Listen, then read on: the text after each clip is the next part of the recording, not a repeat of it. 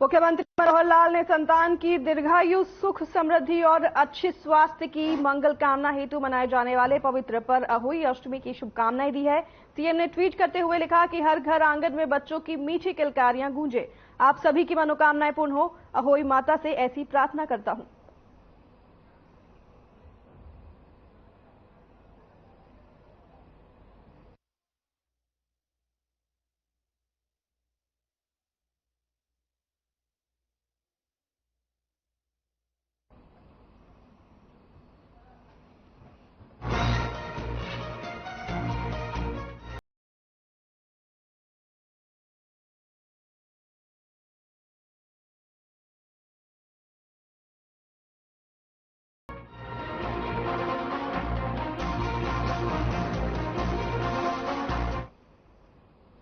मुख्यमंत्री मनोहर लाल ने शनिवार को चंडीगढ़ में सीएम के विशेष चर्चा कार्यक्रम के तहत ऑडियो कॉन्फ्रेंसिंग के माध्यम से ऑटोमेटिक ढंग से वृद्धावस्था सम्मान भत्ता पाने वाले लाभार्थियों से सीधा संवाद किया। इस दौरान सीएम मनोहर लाल ने कहा कि हमारी सरकार ने लोगों को दफ्तर, दरखास्त और दस्तावेज से मुक्ति दिलाई है। उन्हें घर बैठे ही योजनाओं का लाभ देने सुनिश्चित किया है। इस दिशा में परिवार पहचान पत्र सबसे अहम दस्तावेज बनकर उभरा है। मई 2022 में सरकार ने वृद्धावस्था सम्मान भत्ते को परिवार पहचान पत्र से जोड़ा और तब से अब तक लगभग 1,40,000 वृद्धों का भत्ता ऑटोमेटिकली शुरू किया जा चुका है। इस समय प्रदेश में 18,52,085 बुजुर्गों को लगभग 506 करोड़ 50 लाख रुपए की राशि प्रति माह प्रदान की जा रही है। कभी चौकीदार के पीछे, आज बड़ा मुझे एक सुकून मिल रहा है आपसे बात करते हुए। खुशी भी हो रही है कि मैं ऐसे अपने साथियों से, जितने लोग आज जुड़े हैं, मुझे लगता है कि आयु में बहुत तो मेरे से छोटे भी होंगे, बहुत मेरे से बड़े भी होंगे, लेकिन एक मन में जब 2014 के अंदर सरकार बनाई थी, दृश्य देख करके बहुत ही पीड़ा भी होती थी, अचंभा भी होता था कि हमारे जो बुजुर्ग हैं, पेंशन के लिए उनको कैसे भटकना पड़ता है। दरखास्त लिखवाते हैं, फिर किसी दफ्तर जाते हैं, उनकी फाइल, उनका दस्तावेज तैयार होता है, महीनों महीने घूमते रहते हैं, लेकिन उनको पेंशन बनकर नहीं देती थी। व्यवस्था बड़ी जटिल थी। कभी सरपंच के पीछे भागना पड़ता था, कभी किसी पटवारी और तहसीलदार के पीछे, कभी एसडीएम के पीछे, कभी चौकीदार के पीछे, और आखिर में बाबू भी उनको खूब घुमाते थे और पेंशन है कि बनके नहीं देती थी। लेकिन मुझे खुशी है कि चाहे 9 साल के बाद आज हम इस व्यवस्था को ठीक कर पाए हैं कि अब आपको कहीं नहीं जाना पड़ेगा। 60 साल की आयु होते ही घर बैठे आपको पेंशन मिलेगी। और ये काम हमने पिछले साल शुरू किया था। 1 लाख से ज्यादा लोगों की पेंशन इस प्रकार से बन गई है। अब ऐसे सब लोग, चाहे पहले वाले पेंशनधारी हैं, चाहे नए पेंशन वाले हैं, इस समय तक तो 2750 रुपया महीना आपके बैंक खाते में जाता है। मैं आपको बधाई देता हूं कि अभी परसों ही मैंने ये घोषणा की है कि जनवरी के महीने से आप ये 2750 को बदले 3,000 रुपया महीना प्राप्त करेंगे। आपको बहुत बहुत इस बात की बधाई देता हूं। भाइयों बहनों, जब ये 9 साल पहले उस दौर में मैंने देखा, बहुत से लोग पेंशन के पात्र होते थे, उनको मिलती थी, जो पात्र नहीं होते थे वो भी ले जाते थे, और बहुत से पात्र लोगों को भी मिल नहीं पाती थी। इसलिए हमने इस सारी व्यवस्था को ठीक करने के लिए जो एक कार्यक्रम किया, एक पोर्टल बनाया, परिवार पहचान पत्र, और इस पोर्टल के माध्यम से अब हर व्यक्ति का, प्रदेश के हर नागरिक का डाटा हमारे पास है। उसके परिवार का डाटा, उसका व्यवसाय क्या है, उसकी आय क्या है, आमदन क्या है, उसकी आयु क्या है, उम्र क्या है। जैसे ही उम्र 60 साल की हो जाती है तो सरकार का, विभाग का कोई एक कर्मचारी अधिकारी घर पहुंचता है और आपसे कागज पर साइन करवाता है। साइन कराने में केवल इतना ही हेतु होता है कि आप पेंशन लेने की इच्छा भी रखते हैं या नहीं रखते हैं। केवल इतना एक औपचारिकता करके आपके साइन होने के बाद 1 महीने के बाद सीधी पेंशन आपके बैंक खाते में पहुंचती है, और आपको भी उस समय खुशी होती है, हमको भी खुशी होती है कि हमारे उस एक भाई को जिसको पेंशन की आवश्यकता है, उसको बिना किसी हुलझुल के और ये पेंशन मिल गई है। हमने इस प्रकार से एक व्यवस्था की है कि पहले पेंशन मानो कोई लेना चाहता था, उसकी पेंशन उसके यहाँ पहुंच नहीं पाती थी, तो कई बार ध्यान में आता था कि बीच में कोई और खा गया पेंशन, किसी का हक कोई और मार ले गया। तो ऐसे हक मारने का भी एक जो सिलसिला होता था उसको हमने बंद किया।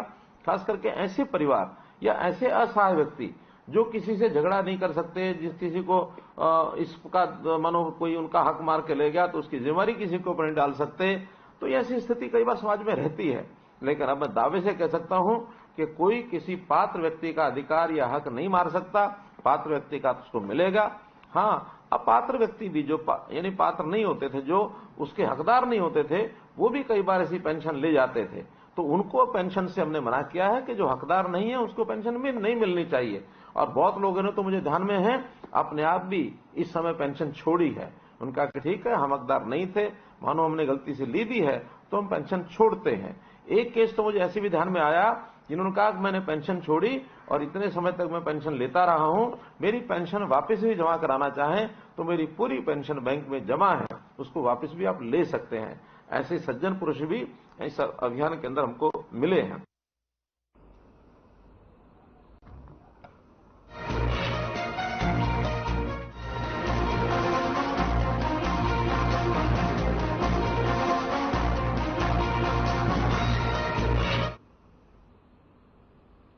कुरुक्षेत्र के पहले शहरी जनसंवाद में लोगों को पीले राशन कार्ड और उज्ज्वला योजना के तहत लाभार्थियों को दीपावली का तोहफा दिया गया है।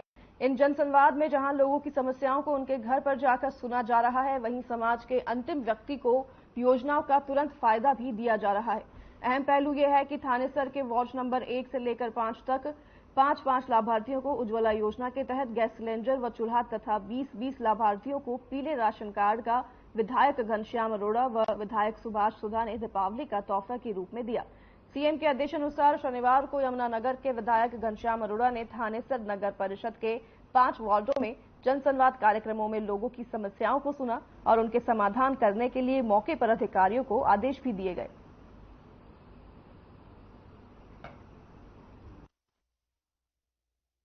के कार्यक्रम को जो माननीय मुख्यमंत्री श्रीमान मनोहर लाल जी द्वारा शुरू किया गया, लोग बहुत उसको श्रद्धा से देख रहे हैं, विश्वास से देख रहे हैं और उसके माध्यम से लोगों की समस्याएं जो हैं तुरंत समाधान होने वाली, जिला मुख्यालय से समाधान होने वाली वो तुरंत हो रही हैं। बाकी चंडीगढ़ एप्लीकेशन चली जाएगी। कितने दिन में ये कार्य जो पूरे होंगे सर? ये जो ऐसा है, जो स्थानीय अधिकारियों को हमने निर्देश दे दिया है, जो प्रार्थना पत्र आया है उनका मोबाइल नंबर नीचे लिखा हुआ है, उनको वो वर्किंग डे में बुलाएंगे और उसका समाधान करेंगे। जो समस्या यहाँ से समाधान होने वाली नहीं, जिसमें प्रदेश की इन्वॉल्वमेंट है, माननीय मुख्यमंत्री जी ने एक विशेष सेल का गठन किया है।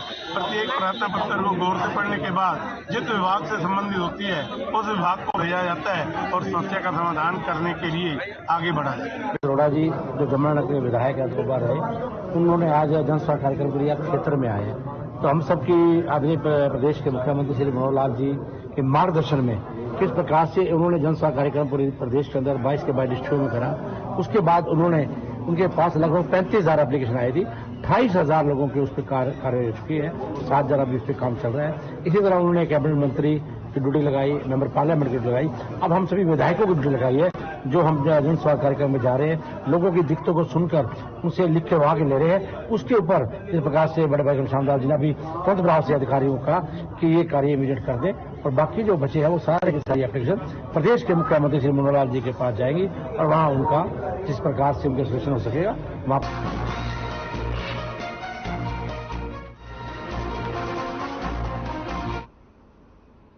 आम आदमी पार्टी के राज्यसभा सांसद सुशील गुप्ता और बल्लभगढ़ आम आदमी पार्टी नेता गंगाराम तेवतिया के कार्यालय पर पहुंचने पर जोरदार स्वागत किया गया। वहीं पत्रकारों से बातचीत करते हुए राज्यसभा सांसद सुशील गुप्ता ने बताया कि 5 तारीख को रोहतक में पुराना ITI ग्राउंड, पुराना सर्कुलर रोड पर आम आदमी पार्टी के राष्ट्रीय संयोजक एवं दिल्ली के मुख्यमंत्री अरविंद केजरीवाल, पंजाब के मुख्यमंत्री सरदार भगवंत सिंह मान 11,000 से ज्यादा संख्या में शपथ ग्रहण करने के लिए आ रहे हैं।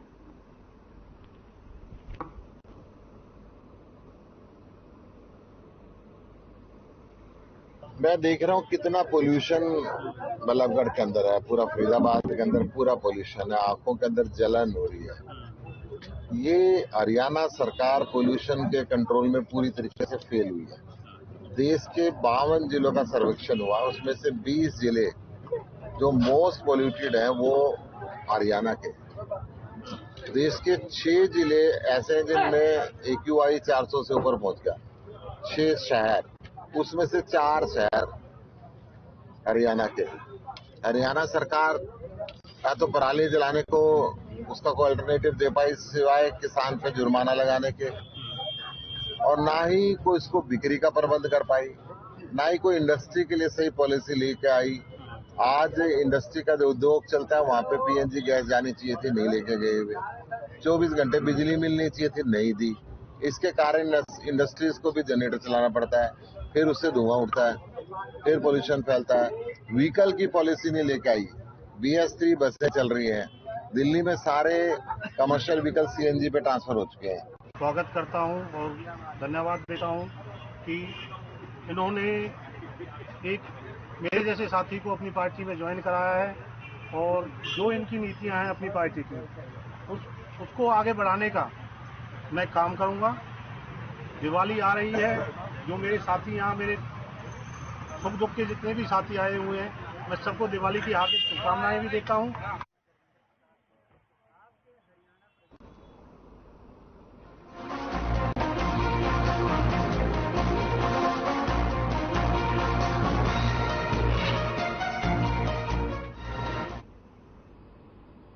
इस वक्त की बड़ी खबर आपको बता दें, कैथल में AQI पहुंचा 437 के पार, लोगों को सांस लेने में हो रही है दिक्कत। वहीं CMO ने लोगों से की अपील, सांस के रोगी घर से बाहर ना निकले।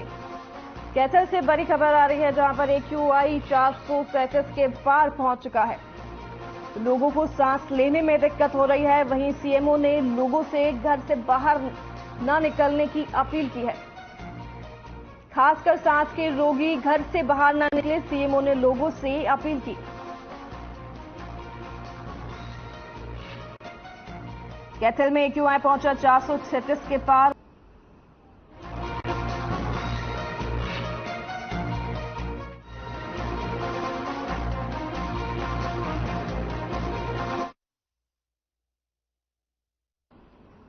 हरियाणा में वायु प्रदूषण लगातार बढ़ता जा रहा है। अगर बात करें प्रदूषण की, तो यहां AQI 400 को पार कर चुका है। AQI का 400 पार कर जा रहा, मतलब स्थिति बहुत खराब है।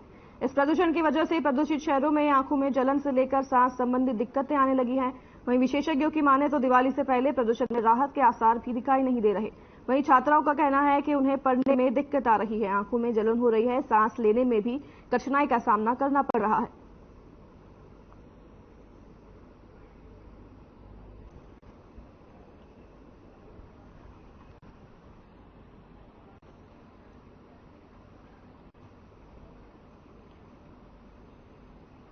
हरियाणा में वायु प्रदूषण लगातार बढ़ता जा रहा है। वहीं जिंद की हवा में प्रदूषण देखने को मिल रही है, जहां AQI 400 को पार कर चुका है। AQI का 400 पार कर जाना मतलब स्थिति इलाके में बहुत खराब है, जहां खासकर बच्चों में परेशानी देखने को मिल रही है। इस समय प्रदूषण का लेवल काफी बढ़ गया है, लगभग 400 के आसपास प्रदूषण का लेवल है AQI, और ये बहुत ही खतरनाक लेवल है मानव जीवन के लिए। तो इसमें हर आदमी को अपनी सुरक्षा करनी पड़ेगी, इसमें कोई कुछ नहीं कर पाएगा। आप बिना जरूरत के घर से बाहर ना निकले। सुबह और शाम को जो लोग घूमते हैं वो अवॉइड करें। अगर स्मोक ज्यादा है, आंखों में जलन हो रही है, सांस में घुटन हो रही है, तो घूमने बाहर ना जाएं। एक्सरसाइज करनी है तो इंडोर एक्सरसाइज करें, घर पे स्ट्रेचिंग करें, एक्सरसाइज करें, प्राणायाम करें, बाहर ना निकलें। इसके अलावा अगर आपको घूमना ही है तो शाम को घूमना कुछ ठीक रहेगा, सुबह की वजह। सुबह स्मोक ज्यादा होती है, ज्यादा खतरनाक होती है। और हैवी एक्सरसाइज तो खुले मौसम में बिल्कुल नहीं करें। ये तो एक साधारण सी है।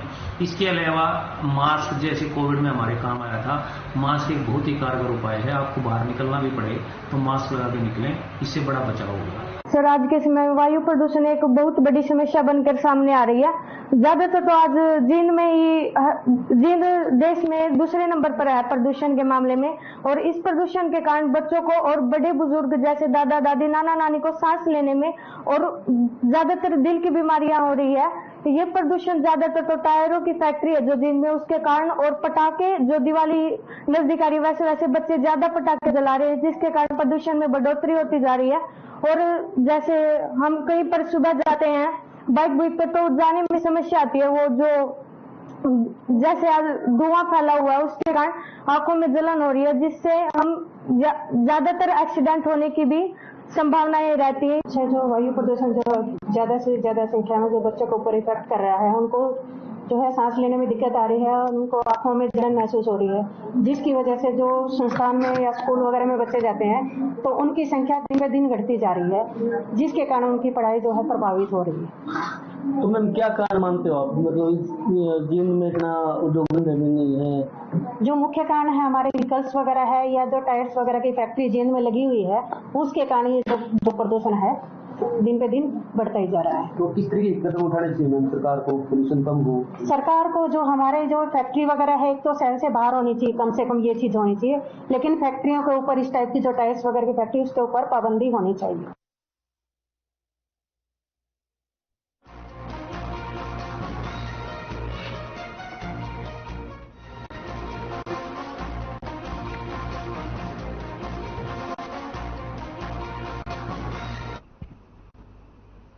झज्जर में एक दिल दिला देने वाला मामला सामने आया है, जहां एक निर्दयी पिता ने अपने 2 मासूम बच्चों को फांसी के फंदे पर लटकाकर मौत के घाट उतार दिया और खुद भी फांसी लगाकर आत्महत्या कर ली। घटना की सूचना मिलते ही पुलिस मौके पर पहुंची और मामले की जांच शुरू कर दी है। फिलहाल पुलिस मामले की जांच में जुटी है।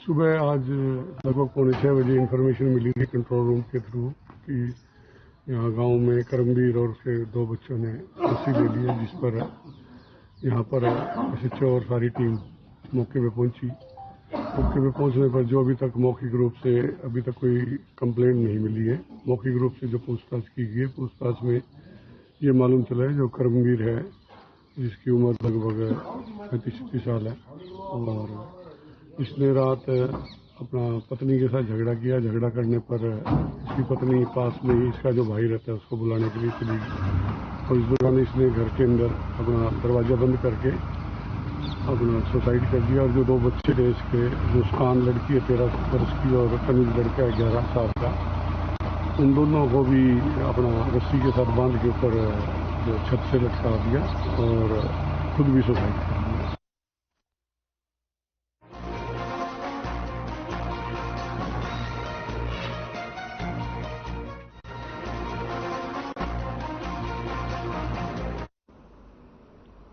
यमुनानगर में ITI के पास देर रात भीषण सड़क हादसा। इस हादसे में एक बाइक सवार की मौत हो गई है, जबकि दूसरे को गंभीर हालत में अस्पताल में भर्ती कराया गया है। बताया जा रहा है कि एक बेकाबू ट्रक ने दोनों बाइक सवार को कुचल दिया और ट्रक चालक मौके से फरार हो गया है। वहीं राहगीर सुखबीर ने बताया कि सड़क निर्माण का कार्य चल रहा है, जिसके चलते ये रोड व्यस्त रहता है। घटना के बाद पुलिस मौके पर पहुंची है। पुलिस का कहना है कि अभी मामले की जांच की जाएगी और जो भी सबूत मिलते हैं उसके आधार पर कार्रवाई की जाएगी।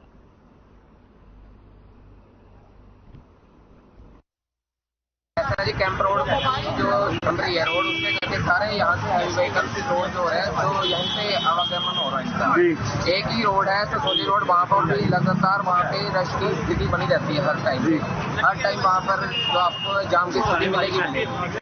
उसी दौरान ये जो हैवी व्हीकल है सारे जो यहाँ से निकल रहे हैं, देखते नहीं है कोई आसपास है या नहीं है, अपना ही मस्ती में चलते हैं।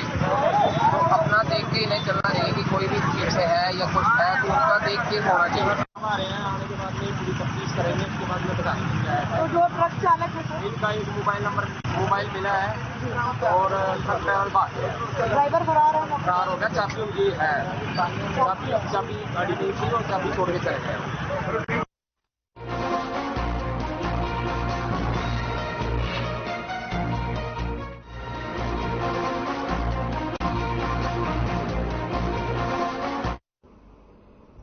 जुलाना थाना क्षेत्र में एक अजीबोगरीब मामला सामने आया है। इसमें विधवा महिला को 40,000 में बेचने हुए उसके साथ गलत काम करवाने पर पुलिस ने 4 लोगों को खिलाफ मामला दर्ज किया है। मिली जानकारी के अनुसार जुलाना थाना क्षेत्र के गांव की विधवा महिला को शादी का झांसा देकर दुष्कर्म करने और बेचने का आरोप महिला के द्वारा लगाया गया है, जिस पर पुलिस ने 4 लोगों को विभिन्न धाराओं के तहत मामला दर्ज किया है। थाना प्रभारी समरजीत ने बताया कि सोनीपत महिला थाना ने 0 FIR मिली थी, जिसमें एक महिला पर दोबारा आरोप लगाया गए हैं। इस संबंध में पुलिस द्वारा मामला दर्ज किया गया है और आगामी कार्रवाई पुलिस द्वारा अमल में लाई जा रही है।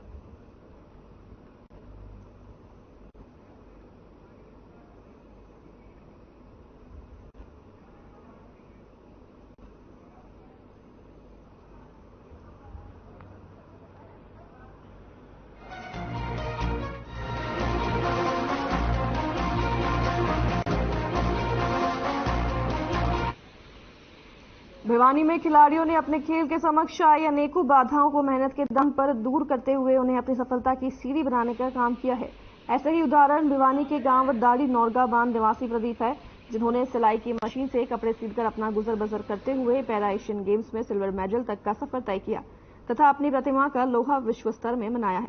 बता दें कि 18 से 31 अक्टूबर तक चाइना के हांगुज में आयोजित हुए पैरा एशियन गेम्स में जिला के गांव दाड़ी नौरगाबाद निवासी प्रदीप ने सिल्वर पदक जीतकर जिला, प्रदेश और देश का नाम अंतर्राष्ट्रीय स्तर पर रोशन किया है।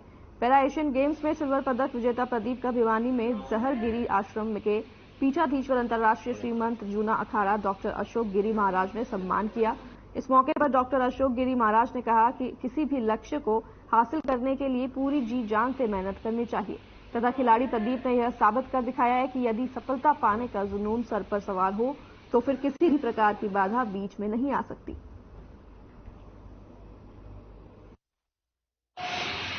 हाल ही पिछले दिनों में एशियन गेम्स हांगझू चाइना में खेलने गया हुआ था और मैंने वहां पे सिल्वर मेडल प्राप्त किया है। हम पिछले 3-4 साल से एशियन की फर्स्ट, सेकंड, थर्ड रैंकिंग पे चल रहे थे और तीनों इंडिया के थे और काफ़ी मशक्कत के बाद हम यहाँ पर पहुँचे थे, जिससे हमें काफ़ी खुशी मिली और इनाम भी प्राप्त किया है। और मैं धन्यवाद करना चाहूँगा मेरे गुरुजी श्री अशोक गिरी महाराज जी की, जिनकी वजह से मैं ये पदक जीत पाया हूँ और उनका आशीर्वाद मेरा पे हमेशा बना रहे। छोटी काशी के इतिहास में एक नया मेडल और जोड़ दिया गया, जो पैरा गेम्स हुए हैं चाइना में, पैरा एशियाड, और प्रदीप कुमार ने अपना अच्छा जो सामने नेतृत्व किया और 50 कितना संशोधित देखिए 47 मीटर गोला लगाया है